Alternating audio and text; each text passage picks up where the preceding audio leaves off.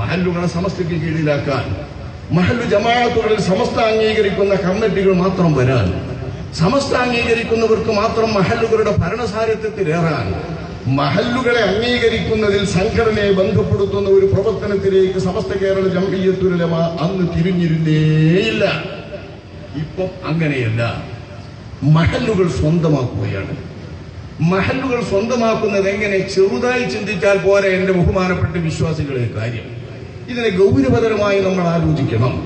കേവലം ഒരു മുഅല്ലിം ക്ഷേമനിധിയുടെയോ കേവലം ഒരു റേഞ്ചിൽ നിന്ന് കിട്ടുന്ന സഹായത്തിന്റെയോ മദ്രസയിൽ പഠിപ്പിക്കുന്ന അധ്യാപകന്റെയോ പ്രശ്നം മാത്രമല്ല മഹല്ലുകൾ ശിഥിലമാകരുത് എന്ന് ഞങ്ങൾ പ്രമേയം ഉയർത്തിപ്പിടിക്കുവാൻ ഞങ്ങൾക്ക് നിർബന്ധമായ ഒരു സാഹചര്യം നൽകിയത്. കേരളത്തിലുള്ള ഇപ്പോൾ രജിസ്റ്റർ ചെയ്യപ്പെടുന്ന എല്ലാ പള്ളികളും സമസ്ത കേരള ഇസ്ലാം മത വിദ്യാഭ്യാസ ബോർഡിൽ നിന്ന് നൽകുന്നതായ ഒരു കരട് ഭരണഘടനയുടെ അടിസ്ഥാനത്തിലാണ് ഇപ്പോൾ രജിസ്റ്റർ ചെയ്യപ്പെട്ടുകൊണ്ടിരിക്കുന്നത്. അടുത്ത കാലത്ത് രജിസ്റ്റർ ചെയ്യപ്പെട്ടുള്ള മഹല്ലുകളൊക്കെ ആലോചിച്ചു നോക്കി. ആ ആലോചനകളിലൊക്കെ ഞാനിവിടെ വായിക്കാൻ പോകുന്ന ചില കാര്യങ്ങൾ പ്രത്യേകം കാണും. നിങ്ങളത് പ്രത്യേകം ശ്രദ്ധിക്കണം. ഇത് സമസ്ത കേരള ഇസ്ലാം മത വിദ്യാഭ്യാസ ബോർഡ് ഔദ്യോഗികമായി പ്രസിദ്ധീകരിക്കുന്നതാണ്. പ്രസിദ്ധീകരണം സമസ്ത കേരള ഇസ്ലാം മത വിദ്യാഭ്യാസ ബോർഡ്, സമസ്താലയം, ചേളാരി, തേഞ്ഞിപ്പല. പള്ളി മദ്രസ മാതൃകാ നിയമാവലി. പള്ളി മദ്രസകൾക്കുള്ള മാതൃകാ നിയമാവലി എന്ന പേരിൽ ഇസ്ലാം മത വിദ്യാഭ്യാസ ബോർഡ് പ്രസിദ്ധീകരിക്കുന്ന ഔദ്യോഗിക പ്രസിദ്ധീകരണമാണിത്. ഇതിൽ പിന്നെ എന്തേ വേണ്ടുള്ളൂ എന്നറിയോ? ഇത് പകർത്തിയിട്ട് ഇതിൽ ഡാഷ് ഇട്ട കാര്യത്തിൽ സ്ഥലത്ത് പള്ളിയാണ് ചേർത്ത് കൊടുത്താൽ മതി. എന്നാ ബാക്കിയൊക്കെ റെഡിയായി. മദ്രസയും പള്ളി മഹല്ലോട് ചേർത്ത് കൊടുത്താൽ ഭരണഘടന ബേഷ് വളരെ ഉഷാറായ ഭരണഘടന കിട്ടും. ഈ ഭരണഘടനയുടെ ഘടന ഒന്ന് നിങ്ങൾ വായിക്കുക. ഞാൻ ആ ഭാഗം മാത്രം ഒന്ന് വായിക്കട്ടെ. എന്താണ് ഈ മഹല്ലുകളെ പിടിച്ചു കെട്ടുന്നത്? പറയുമ്പോൾ സംസാരിക്കുമല്ലോ. ഇതൊക്കെ തുറന്ന് ജനങ്ങളുടെ മുൻപിൽ വെച്ചുകൊണ്ട് വലിയൊരു ഫസാദും ഫിത്നയുമില്ലാതെ ഏതാനും കാര്യങ്ങൾ മനസ്സിലാക്കിക്കൊണ്ടിരുന്നാൽ കാര്യം ബോധ്യം കിട്ടുമെന്ന് മനസ്സിലാക്കിക്കൊണ്ടും ഉത്തരവാദപ്പെട്ടവർ ശ്രദ്ധിക്കുമെന്ന് മനസ്സിലാക്കിക്കൊണ്ടും ബാക്കിയൊക്കെ ഇവരുടെ കയ്യിൽ കിട്ടുമെന്നൊക്കെ ചിന്തിക്കുമെന്ന് മനസ്സിലാക്കിക്കൊണ്ടുമാണ് ഇത്തരം കാര്യങ്ങളൊക്കെ ഞങ്ങൾ പൊതുവേദികളിൽ പറയാതെ ശ്രദ്ധിച്ചുകൊണ്ടിരിക്കുന്നത്. പക്ഷേ ഉത്തരവാദപ്പെട്ടവർ മേക്കിട്ട് കയറുന്ന രീതിയാണ് സ്വീകരിക്കുന്നത്. കുട്ടികളെ അഴിച്ചു വിട്ടുകൊണ്ട് വലിയ ഉലമാക്കളെയും ഉലമാ സംഘടനകളുടെ പ്രവർത്തനങ്ങളെയും അധിക്ഷേപിച്ചുകൊണ്ട് സംസാരിക്കുകയാണ്. ഞാൻ ആ ഭാഗത്തേക്ക് പ്രവേശിക്കുകയല്ല. സമസ്ത കേരള ഇസ്ലാം മത വിദ്യാഭ്യാസ ബോർഡ് പള്ളി മദ്രസകൾക്ക് നൽകുന്ന ഈ കരട് ഭരണഘടനയിൽ പള്ളിയുടെ ഭരണഘടന, ഒരു ഘടന എന്തായിരിക്കുമെന്ന് പറയുന്നത് ശ്രദ്ധിക്കുക. 6 ഘടന. ഉദ്ദേശ ലക്ഷ്യം പറയുന്നതിൽ തന്നെ ശ്രദ്ധിക്കുക. ഉദ്ദേശലക്ഷ്യം പറയുമ്പോൾ നമുക്ക് മനസ്സിലാക്കാം, ശരിയാണിത്. ഉദ്ദേശ ലക്ഷ്യം പറയുമ്പോൾ ഒന്നാമത്തെ ഉദ്ദേശം ഡാഷ് ജുമാ മസ്ജിദിലും, അതായത് അവിടെ പള്ളി ഓർത്താൽ മതി, ജുമാ മസ്ജിദിലും അതിന്റെ എല്ലാ സ്ഥാപന ജമ്പകമ സ്വത്തുക്കളും കൈവശം വെച്ച് പരിപാലിക്കുകയും ഭരണം നടത്തുകയും ചെയ്യുക. പള്ളിന്റെ സ്വത്തുക്കളും ഭരണം നടത്തുക. 1 ബി. ഇപ്പോൾ മലപ്പുറം ജില്ലയിലെ ചേളാരി ആസ്ഥാനമായി പ്രവർത്തിച്ചു വരുന്ന സമസ്ത കേരള ഇസ്ലാം മത വിദ്യാഭ്യാസ ബോർഡിനാൽ ഇത്രാം തീയതി മുതൽ ഇത്രാം നമ്പറായി അംഗീകരിച്ചു പ്രവർത്തിച്ചു വരുന്ന കമ്മിറ്റിക്ക് കീഴിലുള്ള മദ്രസ എക്കാലവും പ്രസ്തുത അംഗീകാരത്തിന്റെ കീഴിലും ബോർഡിന്റെ പദ്ധതി, പാഠ്യപദ്ധതി അനുസരിച്ചും അപ്പോഴുണ്ടാകുന്ന ഉപദേശ നിർദ്ദേശമനുസരിച്ചും മാത്രം നടത്തുക. ഇത് സ്വാഭാവികമായി നമുക്ക് കാണാം. അംഗീകരിച്ച മദ്രസകൾ നഷ്ടപ്പെടാതെ നിലനിർത്തുന്നതിന് വേണ്ടിയിട്ടുള്ള തകർക്കുന്ന എഴുതി ചേർക്കും. ശരിയാ. ഉദ്ദേശ ലക്ഷ്യങ്ങളുടെ വകുപ്പിന്റെ എങ്ങനെയാണ്? മഹലിന്റെ ഘടന ഈ കരടു ഭരണഘടനയിൽ വ്യവസ്ഥ ചെയ്യുന്നതൊന്ന് ശ്രദ്ധിക്കുക. പിന്നെ ഏതൊരു സംഘടനക്കാരന് ആ പള്ളി കമ്മിറ്റിയിലേക്ക് വരാൻ പറ്റുമെന്ന് ചിന്തിക്കുക. എത്ര കുടുസായ രീതിയിലാണ് ഇവർ ഘടനകൾ, മഹല്ലു ഭരണഘടനകൾ നാടുകൾക്ക് കൈകാര്യം ചെയ്യുന്നത്. ഏതെല്ലാം രീതിയിലാണ് ഇവർ ഈ മഹല്ലു ഭരണഘടനകൾ വ്യവസ്ഥ ചെയ്യുന്നത്. ഇതിനായി ദിവസമുണ്ട്. ഇന്നാലിന്റെ ദിവസങ്ങളിൽ ഇത് എഴുതിക്കൊണ്ട് ചെല്ലുന്ന ആളുകൾക്ക് വേണ്ടതെല്ലാം പറഞ്ഞു കൊടുക്കും.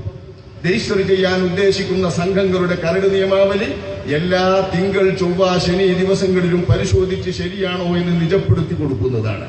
തിങ്കളും ചൊവ്വയും ശനി ദിവസങ്ങളിലൊക്കെ നിജപ്പെടുത്തി കൊടുക്കും. ആ വിധത്തിലുള്ള കരട് ഭരണഘടന നമ്മുടെ മഹല്ലുകൾക്ക് നൽകുന്നതിലെ ഘടന ഒന്ന് നോക്കുക. മഹല്ലിന്റെ അതാണല്ലോ ഭരണഘടന. ഭരണഘടന എന്ന് വെച്ചാൽ ഭരിക്കുന്നതിന്റെ ഘടന. ഘടനയാണ് ഏറ്റവും പ്രധാന ഭരണഘടനയുടെ. ഈ ഭരണഘടനയുടെ ഘടന എങ്ങനെയാണെന്നറിയോ? ഈ കമ്മിറ്റിക്ക് മഹല്ല് പരിധിയിലെ മുസ്ലിം വീടെന്ന നിലയ്ക്ക് വീട് അംഗത്വവും ജനറൽ ബോഡി, പ്രവർത്തക സമിതി, ഉപദേശക സമിതി എന്നിങ്ങനെ 4 ഘടകങ്ങൾ ഉണ്ടായിരിക്കുന്നതാണ്. നോക്കുക, സമസ്ത കേരള ഇസ്ലാം മത വിദ്യാഭ്യാസ ബോർഡ് മഹല്ലുകൾക്ക് നൽകുന്ന മാതൃകാ നിയമാവലിയിൽ നൂറുകണക്കിന് മഹല്ലുകളിൽ നിന്ന് ഭരണഘടന രജിസ്റ്റർ ചെയ്യപ്പെട്ട ഭരണഘടനകളിൽ പരിശോധിച്ചാൽ നമുക്ക് ഈ വസ്തുത വ്യക്തമായി കാണും.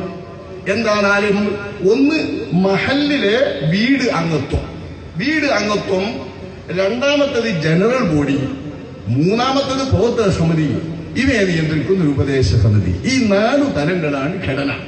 അതിലെ മഹല്ല് അംഗത്വം നോക്കുക. ഈ നിയമാവലിയിലെ 4-ാം വകുപ്പിൽ പറഞ്ഞ പരിധിയിലെ, ഇത് മഹല്ലിന്റെ പരിധിയായിരിക്കും, ഓരോ മുസ്ലിം വീട്ടിലെയും ഗ്രഹനാഥയോ നിശ്ചിത ഫോറത്തിൽ നിലവിലുള്ള കമ്മിറ്റിയോട് അംഗത്വത്തിന് അപേക്ഷിക്കേണ്ടതും അംഗത്വം ലഭിച്ച ഓരോ വീട്ടിൽ നിന്നും വർഷാന്തം ഇത്ര രൂപയിൽ കുറയാത്ത സംഖ്യ അടക്കേണ്ടതുമാണ്. എന്നാ അവർക്ക് മഹല്ലംഗത്വം കിട്ടി. എന്തേ വേണ്ടേ? വർഷാന്തം ഇത്ര സംഖ്യ അടക്കണം, അപേക്ഷ കൊടുക്കണം. അത് ഗ്രഹനാഥനോ കൊടുത്താൽ അവർക്ക് മഹല്ല് അംഗത്വം കിട്ടി. അത് മഹല്ലിലൊരു അംഗമാണ് എന്ന് പറയാം. അതിനെല്ലാവരും വേണം, കാരണം പൈസ കിട്ടണല്ലോ. മഹല്ല് നടത്തണമെങ്കിൽ പൈസ വേണ്ടേ? അപ്പൊ ഓരോരുത്തരുടെ പൈസ കിട്ടാൻ ഈ പറഞ്ഞ ആളുകളൊക്കെയും വേണം. പിന്നെ ഭരിക്കുന്നതിന്റെ ഘടനയിലെ പിന്നത്തെ ഘടകം വിശാലമായത് ജനറൽ ബോഡിയല്ലേ? ആ ജനറൽ ബോഡി അംഗങ്ങൾ ആരാണ്, എന്താണ് നോക്കി.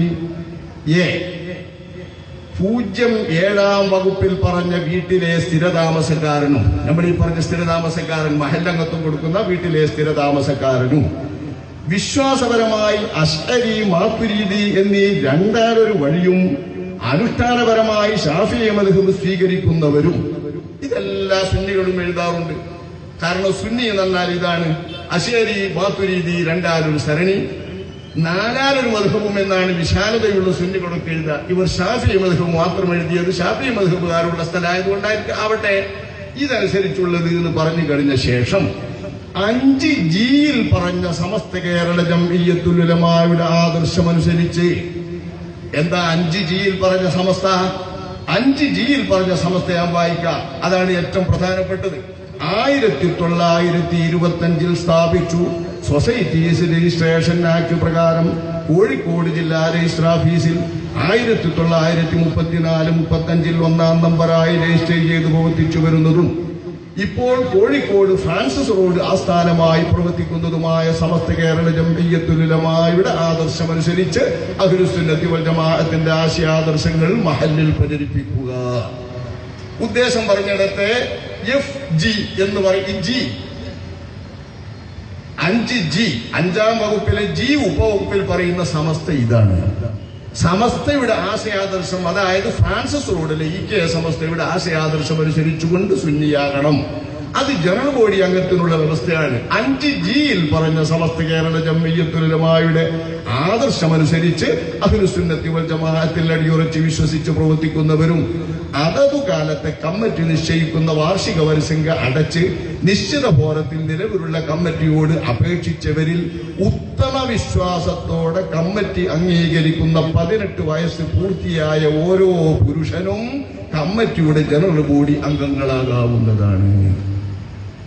കോഴിക്കോട് ഫ്രാൻസിസ് റോഡിലെ സമസ്ത കേരള ജംഇയ്യത്തുൽ ഉലമായുടെ ആശയാദർശങ്ങൾക്കനുസരിച്ചു മാത്രം സുന്നി വിശ്വാസക്കാരനാണെന്ന് ബോധ്യപ്പെടുന്ന ആളുകൾക്ക് അപേക്ഷാപൂർവം എഴുതി കൊടുക്കാം. അത് ഉത്തമ ബോധ്യം വന്നിട്ട് കിട്ടുന്ന അംഗീകാരപ്രകാരമുള്ളവർക്ക് മാത്രമേ മഹല്ലിന്റെ ജനറൽ ബോഡി അംഗമാകാൻ പറ്റൂ. ആ ജനറൽ ബോഡിയിൽ നിന്ന് തെരഞ്ഞെടുക്കപ്പെടുന്നവരാണ് പ്രവർത്തക സമിതി. അപ്പൊ ഭരണസമിതിയുള്ള പ്രസിഡന്റ് മുതൽക്കുള്ള ഉദ്യോഗസ്ഥന്മാർ മുഴുവനുള്ള പ്രവർത്തക സമിതിയിൽ ഈ ജനറൽ ബോഡി അംഗങ്ങളെ വരൂ. ജനറൽ ബോഡിയിൽ ഫ്രാൻസിസ് റോഡിലെ സമസ്തയുടെ ആശയാദർശങ്ങൾക്കനുസരിച്ച് പ്രവർത്തിക്കുമെന്നുള്ളവരും അത് സത്യബോധപ്പെടുത്തി കൊടുത്തതിന് പുറമെ അത് ഉത്തമ വിശ്വാസത്തോടെ ബോധ്യപ്പെടുന്നവരെന്ന നിലയ്ക്ക് അംഗത്വം കിട്ടുന്നവരും മാത്രമേ ജനറൽ ബോഡി അംഗത്വത്തിൽ വരൂ. ഒരു മഹല്ലിന്റെ ഏറ്റവും പരന്ന വ്യാപകമായ ഒരു അവകാശം ഒരാൾക്ക് കിട്ടുന്നതാണ് ആ മഹല്ലിന്റെ ജനറൽ ബോഡി അംഗത്വം. ഇതുണ്ടെങ്കിലല്ലേ ഭരണഘടന മാറ്റാനും, ഇതുണ്ടെങ്കിലല്ലേ പ്രവർത്തക സമിതിയിൽ വരാനും, ഇതുണ്ടെങ്കിലല്ലേ മഹല്ലിന്റെ ഏതെങ്കിലും ഒരു ദൈനപ്രവർത്തനങ്ങളിലോ തീരുമാനങ്ങളിൽ വേണ്ടതുണ്ടെങ്കിൽ ചോദ്യം ചെയ്യാൻ ഒരു പൗരന് അവകാശം കിട്ടും. മഹല്ലിലെ അംഗത്വം എന്നത് വോട്ടവകാശമുള്ളതല്ല.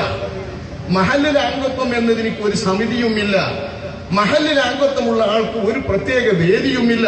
ഇതെന്റെ പ്രിയപ്പെട്ടവർ ശ്രദ്ധിക്കണം. ജനറൽ ബോഡിയാണ് പരമവിശാലമായ ബോഡി. ജനാധിപത്യ രാജ്യത്തെ ഏറ്റവും പ്രധാനപ്പെട്ട ബോഡിയും ജനറൽ ബോഡി തന്നെ തറ ബോഡി.